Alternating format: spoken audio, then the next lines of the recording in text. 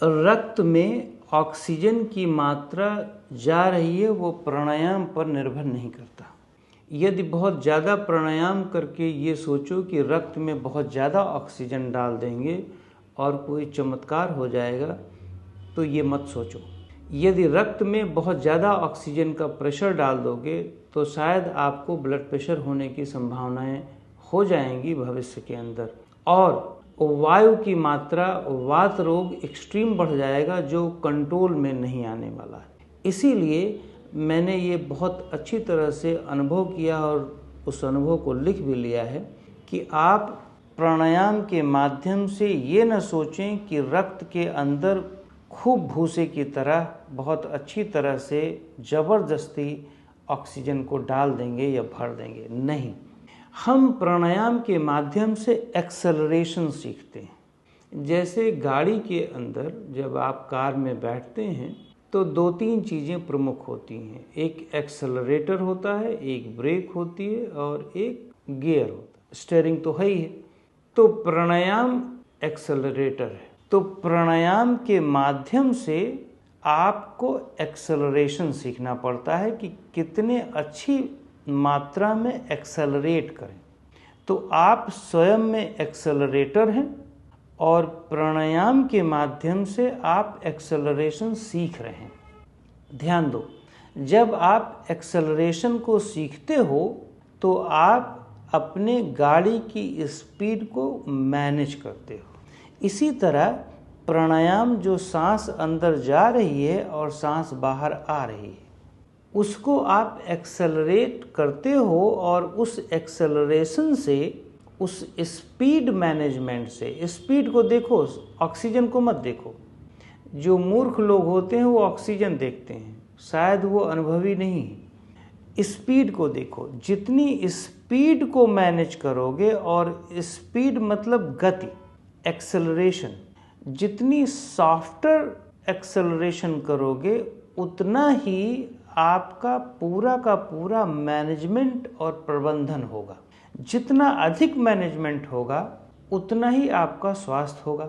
एक और, जब आप अपनी सांसों के माध्यम से एक्सेलरेशन सीखते हो तो रक्त के अंदर, ध्यान दो, प्राण अर्थात सांसें या ऑक्सीजन रक्त के अंदर उतनी ही मात्रा में व्यवस्थित होती हैं जितनी आवश्यकता होती है। और हमारी कोशिकाएं या रक्त के अंदर उस प्रबंधन के दौरान रक्त के अंदर ऑक्सीजन की एब्जॉर्प्शन बहुत संतुलित ढंग से होती है, जिससे रक्त के अंदर गर्मी भी नहीं बढ़ती और साथ साथ रक्त के अंदर बहुत हलचल नहीं बढ़ती, रक्त के अंदर दबाव भी नहीं बढ़ता। यदि रक्त के अंदर बहुत दबाव है, जिसको हम प्रेशर कहते हैं, ब्लड प्रेशर, ब्लड के अंदर यदि प्रेशर है तो वो न्यूट्रलाइज कर देता है, मतलब जितना मात्रा में आवश्यक है उतना ही कर देता है।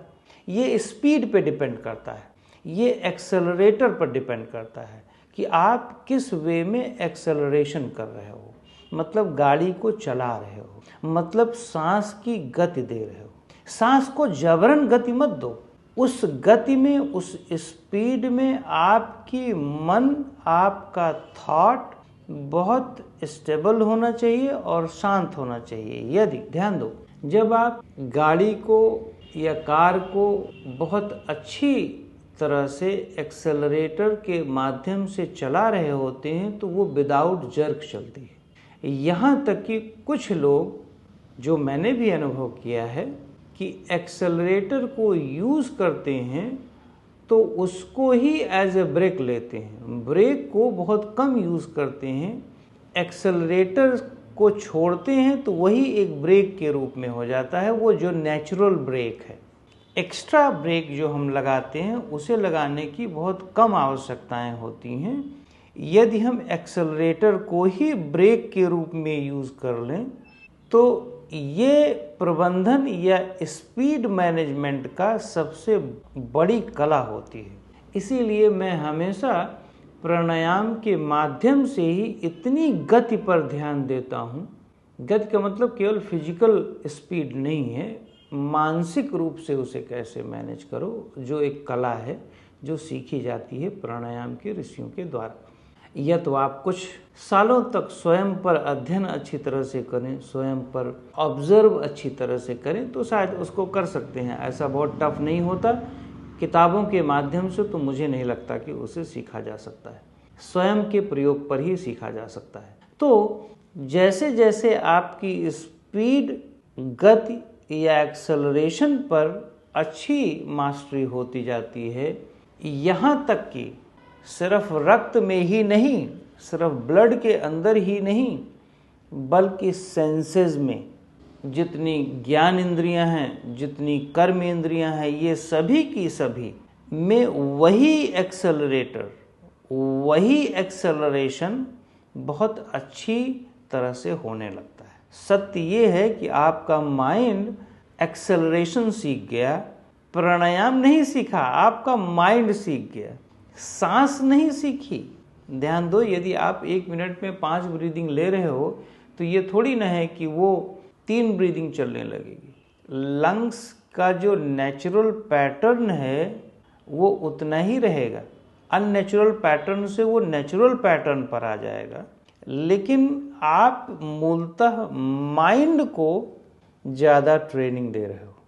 यदि आप माइंड को ट्रेनिंग दे दोगे कैसे एक्सेलरेशन करना है, कैसे गति को मैनेज करना है, तो आप विश्वास मानो इस शरीर के सभी अंग उसी प्रकार की गति को मैनेज करने लगेंगे।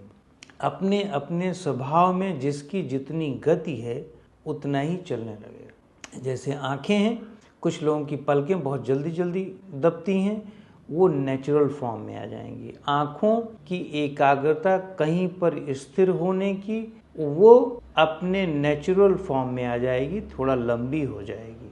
खाने की गति बेहतर हो जाएगी, स्वाद लेने की स्पीड बेहतर हो जाएगी, स्लोअर हो जाएगी, ज़्यादा डीपर हो जाएगी, डेप्थ में हो जाएगी। सुनने की वो डेप्थ में हो जाएगी, चलने की वो बेटर हो जाएगी।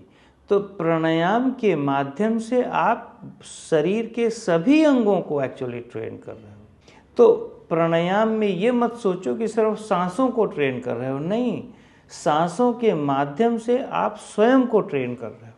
आप अपने माइंड को ट्रेन कर रहे हो कि माइंड जहाँ जहाँ भी जाएगा, जिस जिस भी अंग को यूज़ करेगा, वो उसी तरीके का स्लोअर स्पीड, उसी तरीके की एक्सेलरेशन यूज़ करेगा। तो ज़्यादातर जो हाइपर लोग हमारे पास आते हैं, वे बहुत इतने हाइपर होते हैं कि वे हर एक अंगों को हाइपर किए हुए रहते हैं। अब उनको जब आप प्राणायाम सिखाते हो तो वो सोचते हैं कि शायद सिर्फ सांसों को ट्रेन करके, सांसों को स्लो डाउन करके वे सारे अंगों को कंट्रोल कर लेंगे, पर ऐसे नहीं होता। एक्चुअली सांसों के माध्यम से स्वयं को ट्रेन करना होता है। सांस आपका सेकेंडरी है, जो प्राइम है आप हैं। आप अपने लिए सांसों का यूज़ कर रहे हो, सांसों के लिए सांसों का यूज़ थोड़े ना कर रहे हो आप। तो इसीलिए प्राणायाम में सबसे महत्वपूर्ण चीज़ है, प्राणायाम में एक्सेलरेशन के माध्यम से स्वयं को ट्रेन कर रहे हो। प्राणायाम तो एक सूक्ष्म चीज़ है जो विजुअल नहीं है, जो दिखती नहीं है, सिर्फ अनुभव होती है। तो स्पीड को देखो, अपने एक्सेलरेशन को देखो, किसी गुरु से मिल करके इस पर काम करो, तभी अच्छी तरीके से मेंटल मैनेजमेंट होगा और ब्रेन में हार्मोन्स की सीक्रेशंस आप अच्छी मात्रा में करवा सकते हैं और perfect physical health, mental health और स्पिरिचुअल हेल्थ पा सकते हैं। पर ध्यान दो, प्राणायाम में सबसे पहले स्पिरिचुअल हेल्थ आती है, फिर मेंटल और फिर फिजिकल। धन्यवाद।